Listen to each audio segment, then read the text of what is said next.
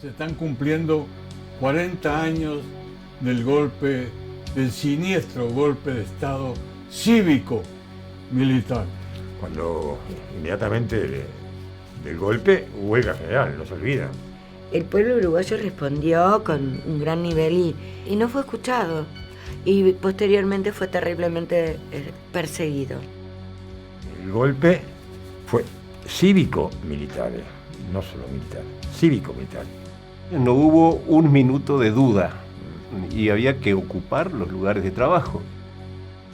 No cierren el teatro, déjenlo abierto, porque así nos podemos reunir ahí. Salí y decía, no sé si ven. Fue una de las medidas más, digamos, prioritarias de la dictadura, atacar la cultura. ¿Cómo hacemos para pelearla? ¿Cómo hacemos para decirle a la gente lo que la dictadura no les deja decir? La dictadura convirtió a un pueblo pacífico, tranquilo, democrático, lo convirtió en un pueblo heroico. SUA nunca se cerró.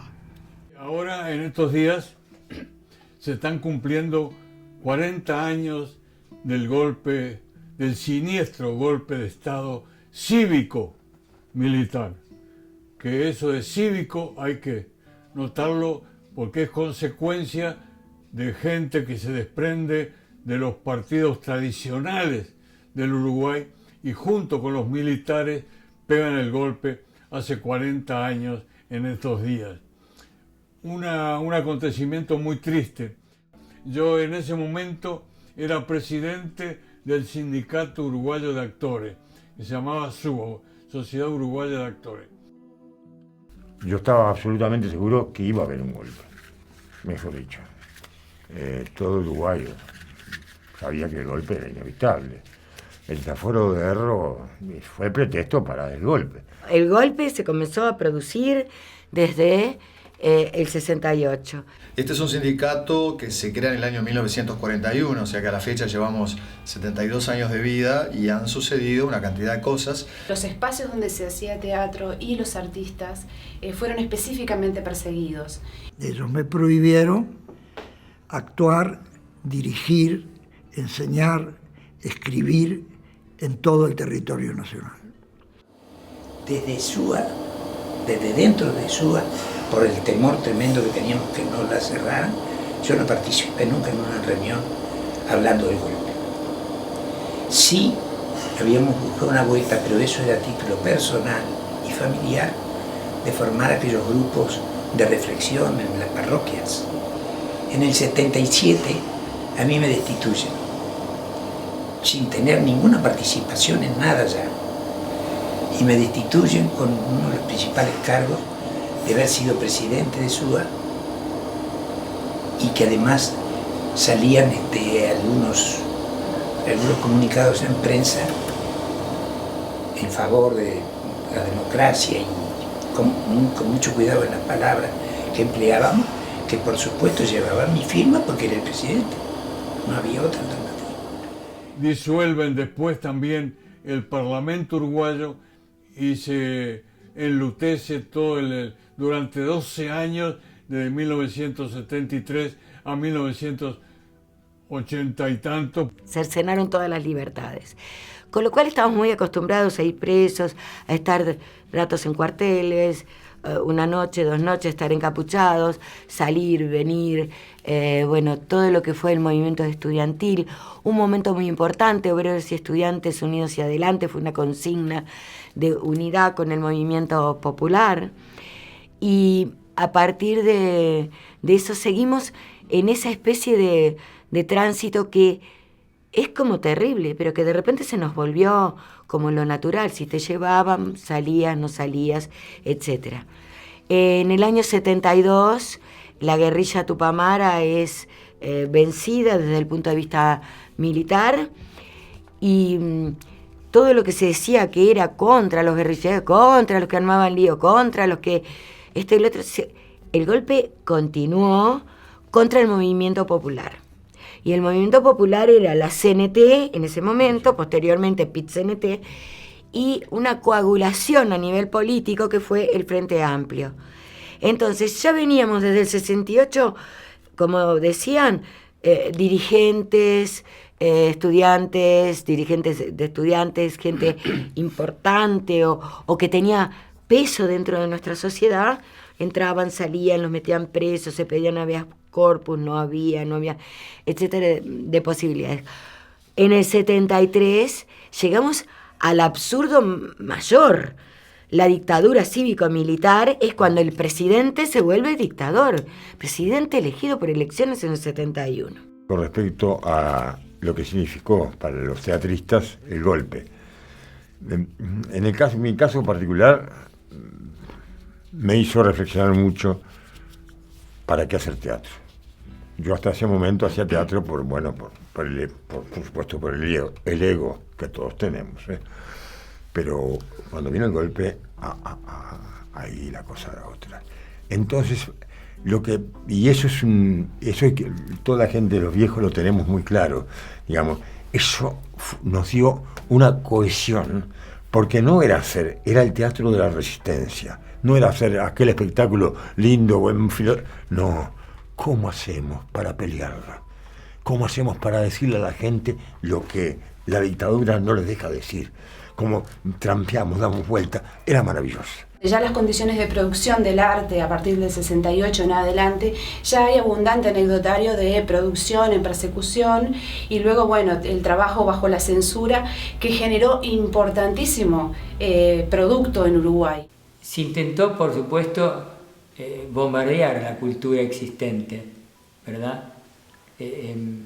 Entonces se desplegó el poder militar, desplegó varios mecanismos para desbaratar esa cultura. Ahí yo hacía grabaciones de todo tipo. Tenía grabaciones de Wilson Ferreira, de Fidel, Los Olimareños. Todo eso venía ahí, yo grababa, me quedaba con una copia y distribuía, ¿no? No sé a quién. Pero yo siempre me quedaba con una copia, que después la perdí en determinado momento, cuando venían las de apretar, yo tuve que tirar todo y... Se tomaron medidas muy represivas, ¿verdad?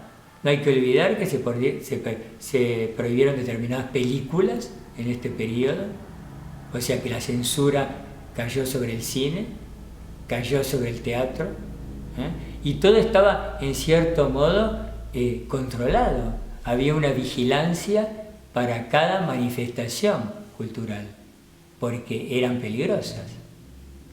De modo que eso también puede verse o ejemplificarse a través del poco espacio que teníamos para conversar los creadores. Porque no se olviden que hubo una restricción a las reuniones. No podíamos reunirnos. De modo que allí también había una dificultad para intercambiar ideas y planificar eventos culturales. Fue a poco. Fuimos probando hasta dónde podíamos llegar. Con mucho miedo a veces, pero probando. ¿Podemos llegar hasta acá? Y eso cohesionó a todos los teatristas, sí. A todos, de todos los signos. Digamos, nos hizo tener como un ideal común. Nelly Goitini siempre decía, no censurábamos, ¿no? Sí. Y veíamos cómo decir las mismas cosas. Yo, estando en el galpón, dejé de poder ir al galpón. No podía castigar al galpón por un error mío o por una cosa de esa. Pero cuando vino el exilio, entre todos nos pusimos el galpón en el hombro y lo sacamos para un país inolvidable, como México. De una solidaridad internacional y nacional. La actividad del galpón en el exterior fue tan brutal que dijeron, no, más vale acá que allá hay mucho peor. En serio, a mí me lo dijo, más vale acá. Bueno, acá más o menos controlamos un poquito, pero el galpón en el exterior yo me acuerdo que era una maravilla. Aparte nosotros vivíamos así, escuchando cosas, wow, ¿cómo anda la cosa? Maravilloso. Eso le dio una unión a los teatristas maravilloso, no sé. Donde viví fue en el exilio. Parece mentira.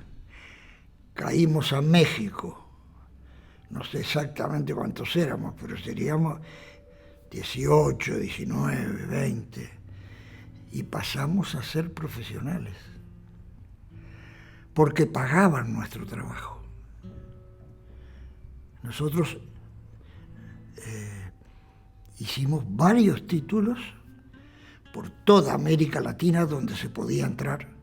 A medida que las dictaduras iban cayendo, visitábamos ese país. Me acuerdo cuando vinimos a la Argentina, que era como, a Buenos Aires, que era como venir a Montevideo, para nosotros que hacía 10 años o más que estábamos. Y que fue mucha gente de acá. Bueno, sí.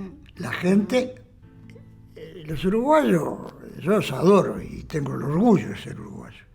Los uruguayos subían a ómnibus que iban hasta la puerta del teatro en Buenos Aires. Se bajaban y entraban al teatro. Agitaban todas las banderas uruguayas, que eran muchas. Porque seguro, la gente de teatro de pronto en aquel momento antes eran, bueno, yo hago teatro porque el ego, porque el divismo, porque la filosofía, lo que es la cultura, bueno, No, en la dictadura no, eso es el segundo plano. Lo importante es la resistencia.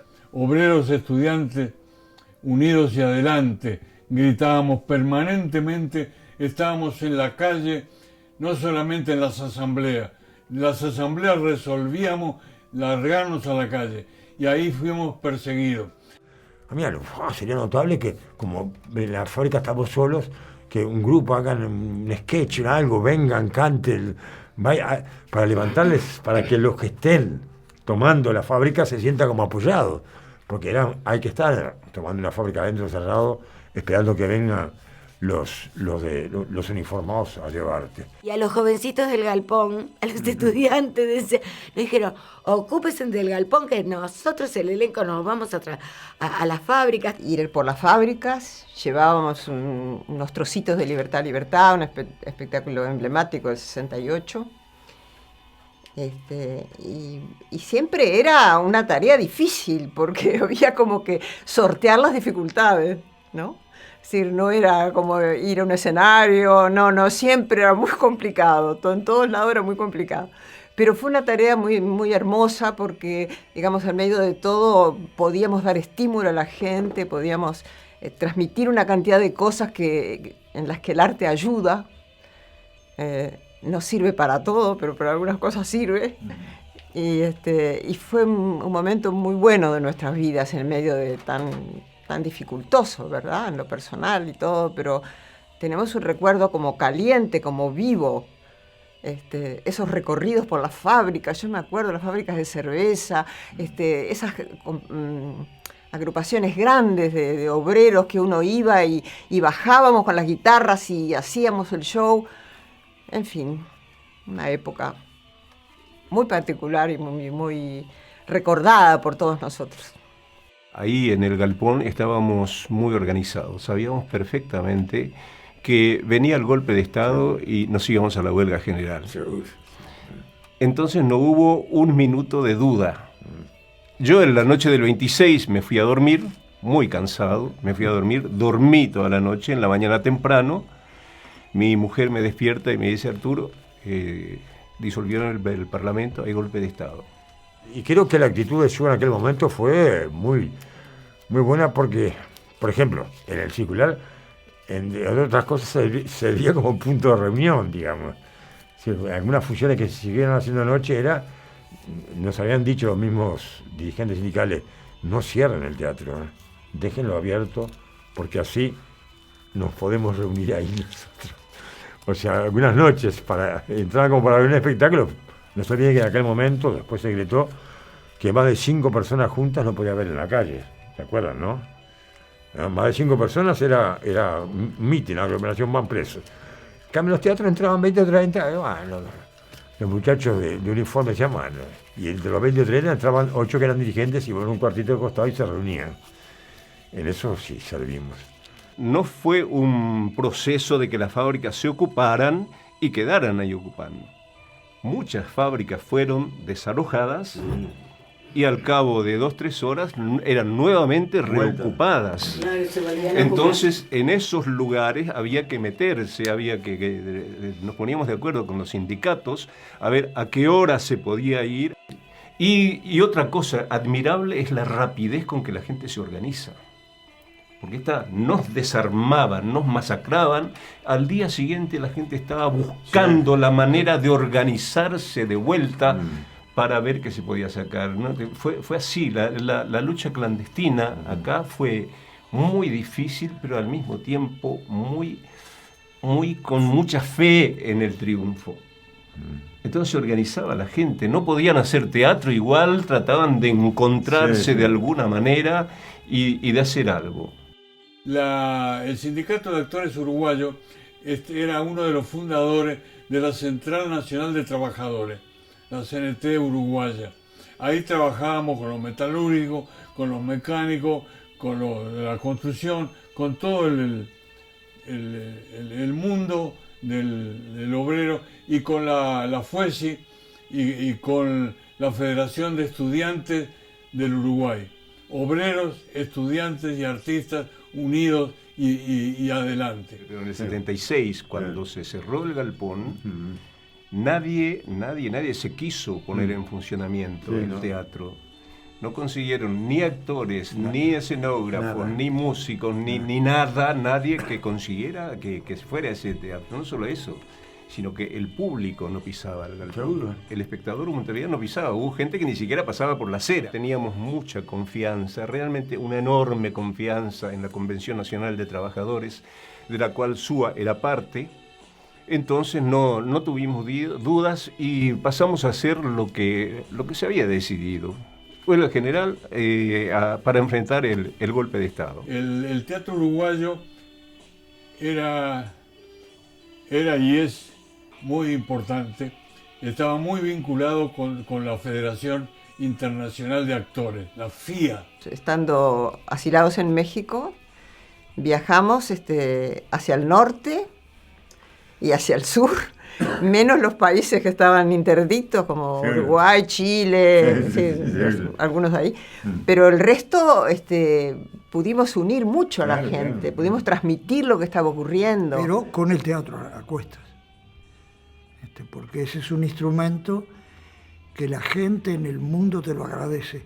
Pero no solo lo agradecen las poblaciones del mundo, lo agradecen las poblaciones de exilio latinoamericano que había en todos los países.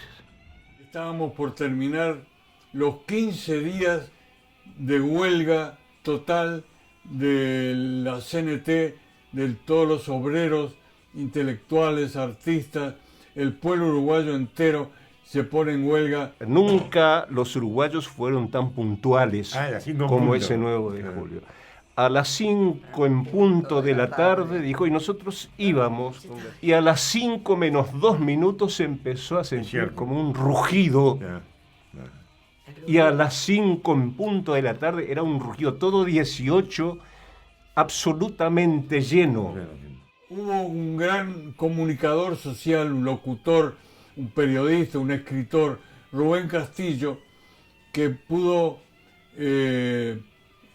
avisar a él no lo estaban censurando del todo todavía, cuando pide a toda la población que, sin decir que tal día a las 5 en punto de la tarde, que esto es de un poema de Federico García Lorca, estemos todos en 18 de julio. En ese momento no hubo temor. La gente que se expresaba y era mucha gente.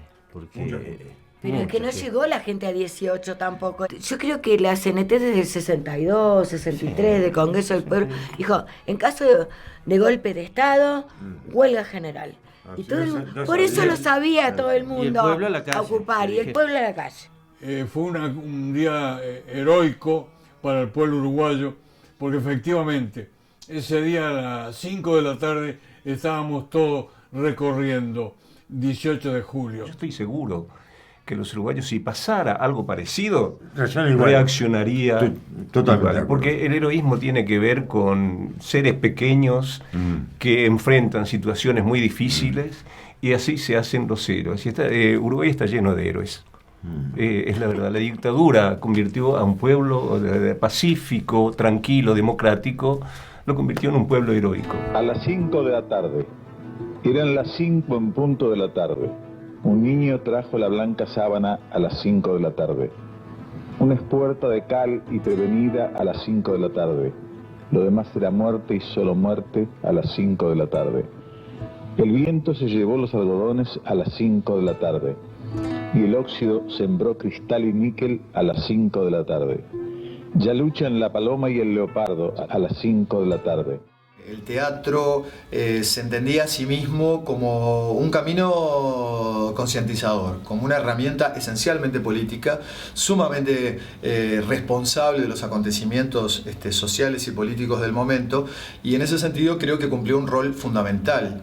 Al grado tal que cuando más recientemente en el tiempo aparece en nuestro mercado el teatro comercial, yo creo hoy está tan asimilado, tan incorporado y tan asumido por todos nosotros. Sin embargo, ese es si uno analiza los últimos 20 o 30 años en el país, se va a dar cuenta que la aparición del teatro comercial es un fenómeno relativamente reciente, porque el teatro en nuestro país estaba esencialmente teñido por el compromiso social y por el compromiso político. Entonces nos parece que los protagonistas de esa época, que fueron de alguna manera aquellos que generaron, que ayudaron a afianzar este concepto, debían formar parte de esta instancia de recuerdo, de esta instancia de memoria, no con el objetivo de generar una pieza de museo, sino al contrario, de a partir de ahí encontrar los registros que nos permitan desde esa lógica y desde esa percepción del hecho artístico poder proyectarnos hacia el futuro. Un agradecimiento a todos aquellos compañeros que en ese momento pusieron sus nombres para que SUA pudiera seguir funcionando, porque la verdad que SUA nunca se cerró, siempre estuvo abierto.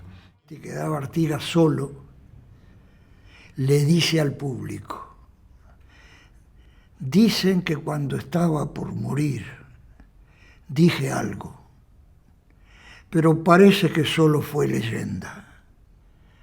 Ahora lo digo atravesando la leyenda. Ya vuelve a amanecer, ensíllenme el caballo.